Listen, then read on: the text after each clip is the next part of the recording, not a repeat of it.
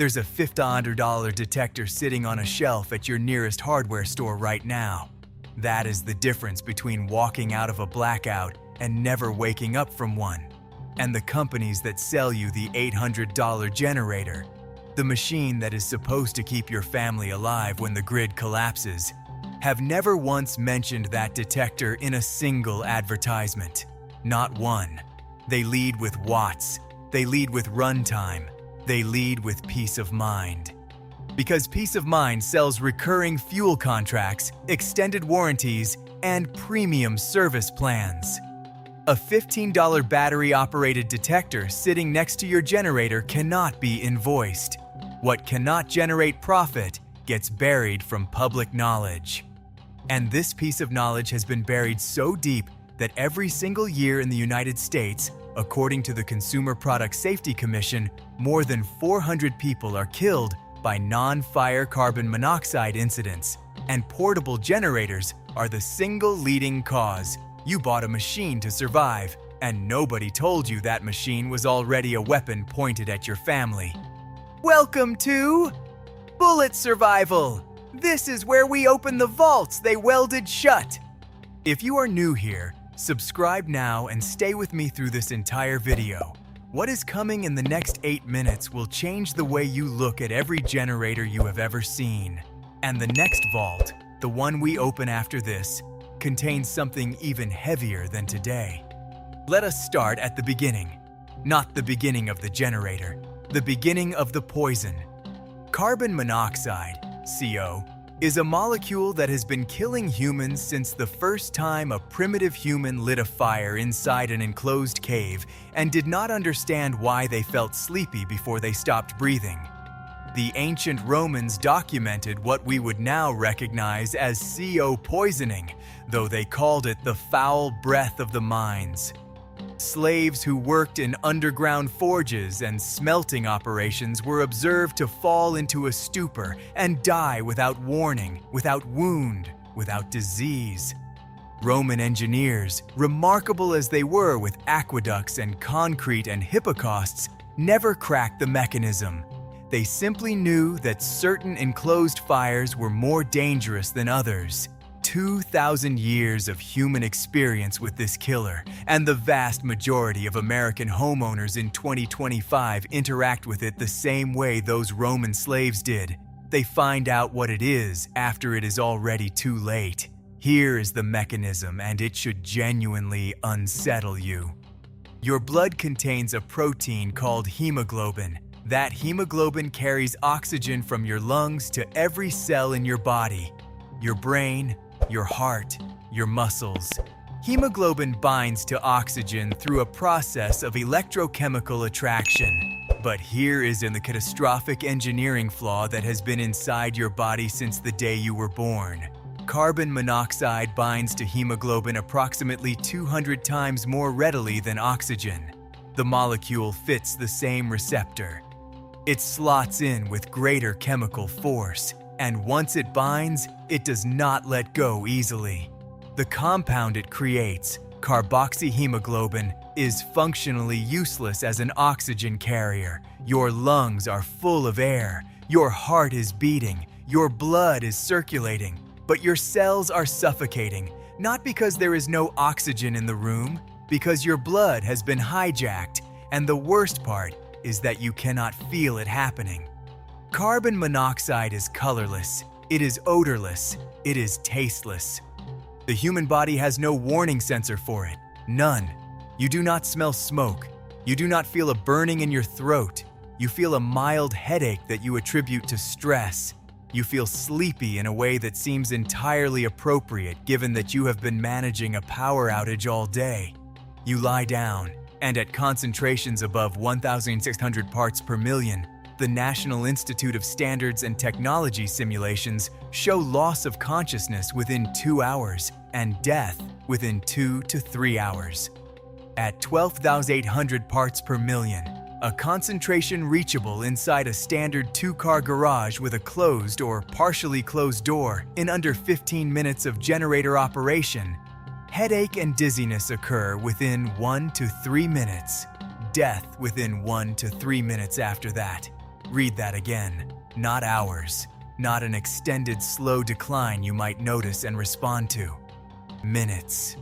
So why does almost no residential homeowner know the specific concentration thresholds that make their garage a gas chamber? Why does every hardware store place the generator on an end cap display with its wattage and price in enormous font and place the CO detector on aisle 7 next to the smoke alarms with no signage connecting the two?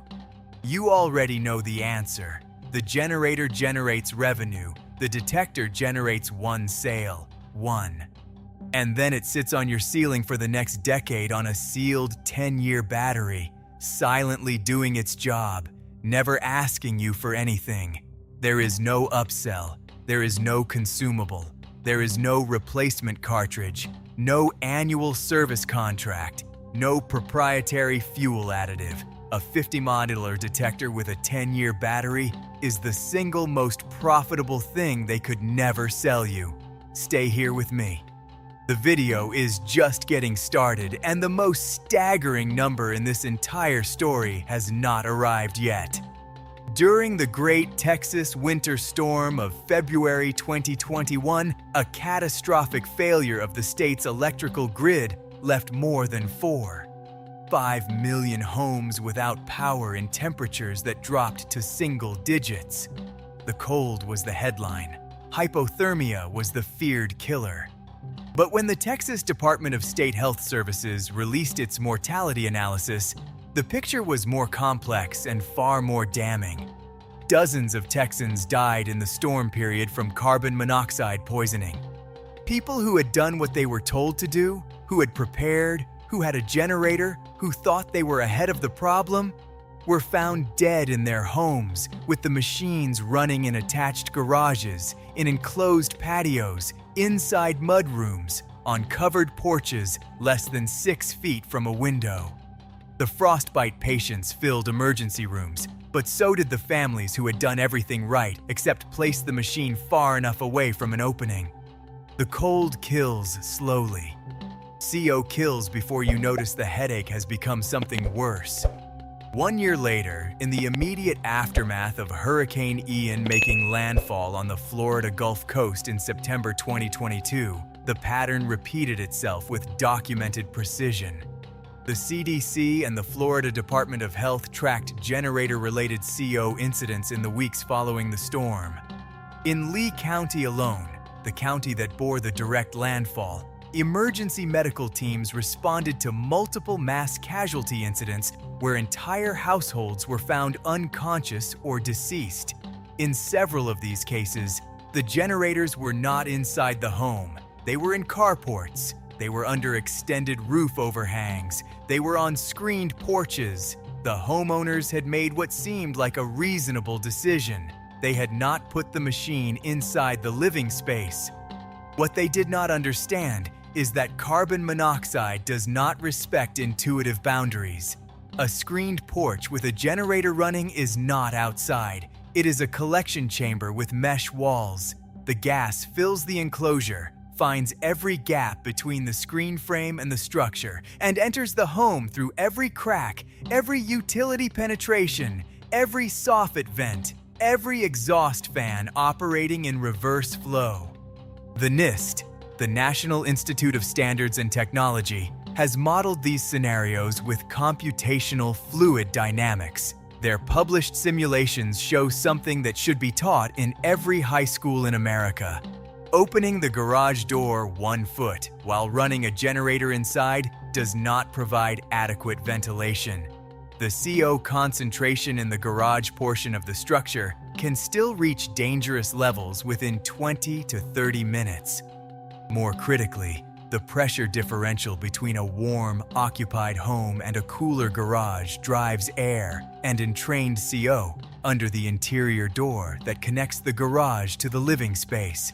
The very fact that your house is warmer than your garage on a winter night creates a physical pumping mechanism that draws garage air inward.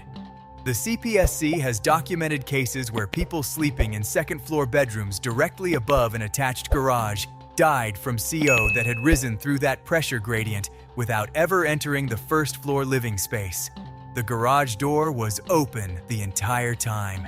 Here is where the numbers become genuinely uncomfortable. The Consumer Product Safety Commission tracks CO fatalities by source with systematic rigor.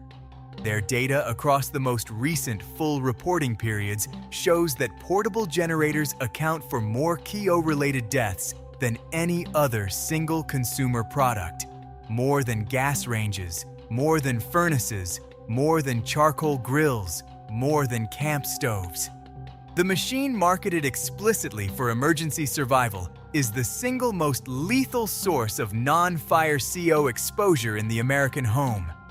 And the CPSC's own reports note repeatedly that the majority of these fatalities involve generators operated in attached garages, in partially enclosed spaces, or within distances from windows and vents that don't meet safety guidelines. This is not a small population of reckless people ignoring obvious warnings. These are prepared people.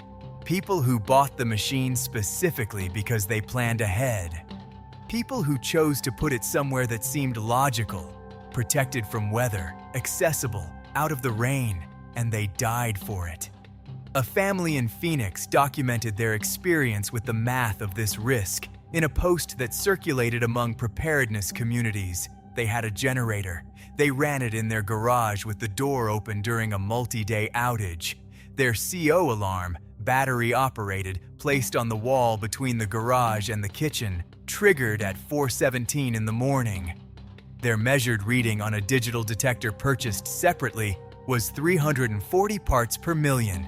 That is a level that, per CDC guidelines, causes symptoms within 1 to 2 hours of exposure and can cause death with prolonged exposure. The alarm woke them. They evacuated. They were fine. The cost of that detector was $11. The cost of not having it is not a financial calculation. Your utility company has never sent you an email about this, not once. Not during storm season preparation campaigns, not in the materials they provide when you call to report an outage, not in the pamphlets available at the hardware store where the generator is displayed. The absence of this information in utility communications is not an oversight. Utilities are in the business of selling electricity. A customer who survives an outage in good health and returns to full grid consumption is the ideal utility customer. A customer who becomes deeply competent at independent power generation, who starts to wonder why they need the grid at all, is a threat to the recurring revenue model.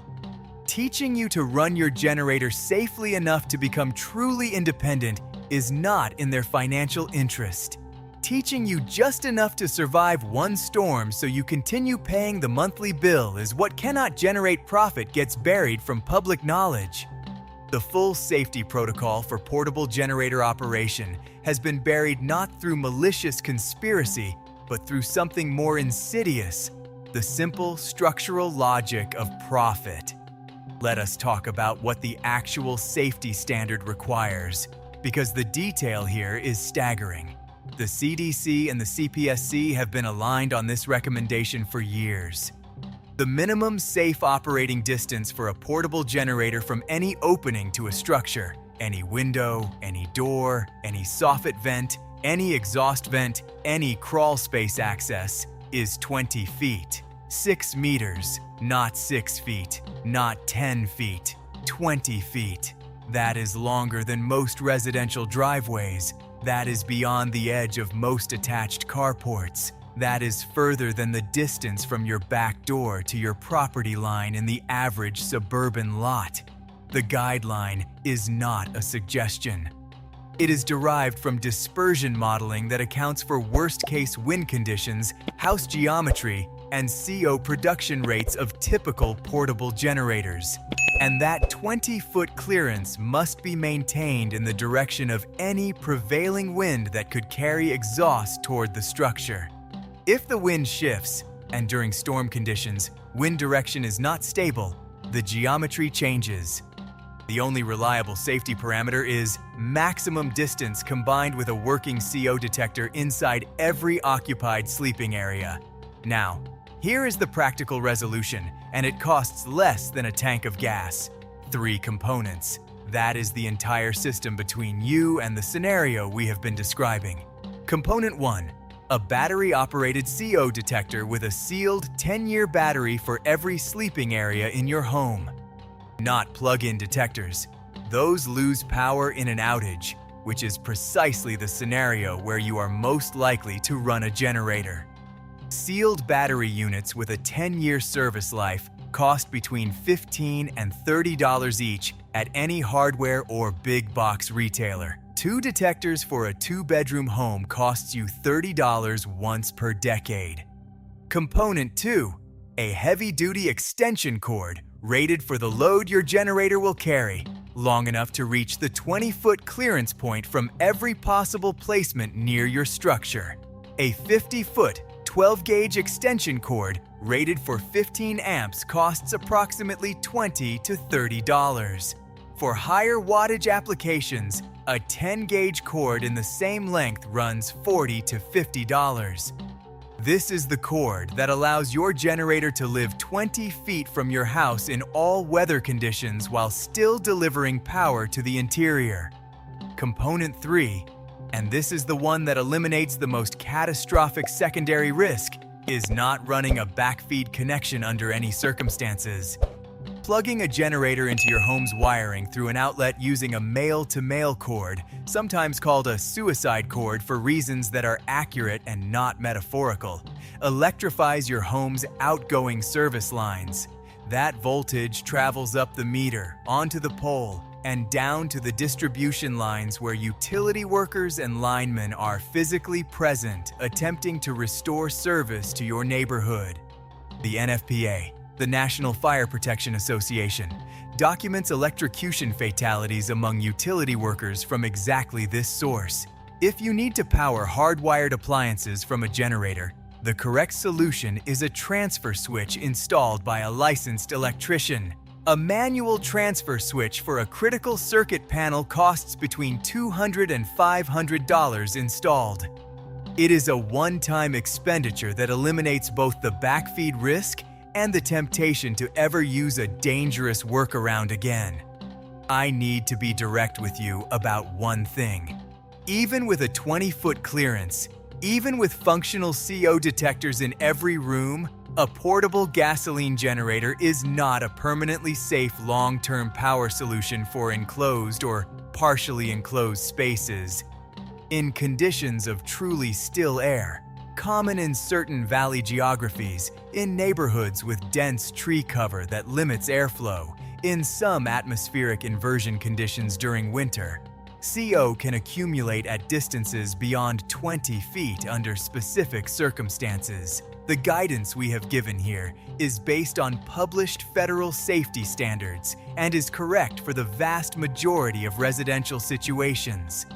But if you are operating a generator for extended periods, days, not hours, the responsible protocol includes periodic fresh air checks, maintaining the detectors in working order, and considering the placement geometry each time you set up, not just the first time. The technology is not the problem. The context of use is the problem, and the context changes with every storm, every site, every set of weather conditions. What the Roman slaves in the underground forges could not know, what the families in Texas in February 2021 did not know, what the survivors of Hurricane Ian now know with the kind of certainty that only an ambulance ride can provide. All of it reduces to a single principle that has been available to anyone willing to look for it. The molecule is invisible. The risk is not. The solution is a $15 battery-operated device that requires no expertise, no installation beyond pressing it onto a mounting bracket, and no maintenance for 10 years. The knowledge to stay safe has always been there. What has not been there, what has been systematically absent from product displays, utility communications, and storm preparedness pamphlets printed by companies with a financial interest in your continued dependency, is the honest, complete, urgent version of that knowledge delivered to you before you need it, rather than after. Every person who watches this video is one less family making the same mistake under pressure at 2 in the morning when the grid goes down and the rain is coming sideways and the generator is the only thing standing between comfort and catastrophe. Share this with someone who has a generator, not because it is interesting content, because sharing it is the difference between them knowing this before a storm and learning it the way nobody wants to learn it. Every share preserves what the industry invested in keeping quiet. The next vault opens soon, and what is inside is even heavier than what you just heard. Subscribe. Stay ready.